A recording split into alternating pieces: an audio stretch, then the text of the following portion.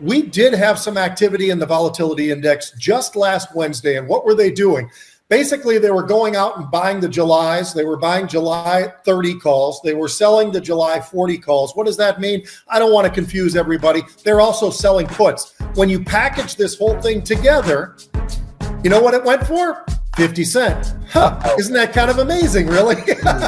You had a $3 option, you had a dollar option, and then you actually sold the puts to the downside for 50 cents. That's where I come up with that number.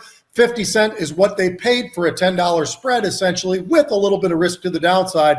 It just is always something to marvel at, is exactly how this whole thing works. And the biggest and baddest trader out there in terms of the volatility index, that's why he's 50 cents. And that's what we're seeing just a couple of days ago, just last Wednesday. Yeah, and that's a good thing, right? I mean, the net of that trade, Pete, is that famous trader 50 Cent. Again, we don't know who he is, folks. We gave him that name because of that unique nature of the trades and the size of the trades that he puts on. But Pete, that if we're understanding correctly, just to interpret that, bottom line for the audience, that means that he is betting on continued lower vol, not vol with a 16, 17 handle. Those days we won't see again until God knows when, but certainly not 40s and 50s. That bodes well for the market, I think. I think you're right. And absolutely, I think that's the correct way to look at this thing. And I'll tell you, it also tells me that they're expecting volatility to kind of hang around up here for a little bit. And we'll see. And we'll see if that actually happens. It doesn't mean it's absolutely perfect just because this big trade goes on,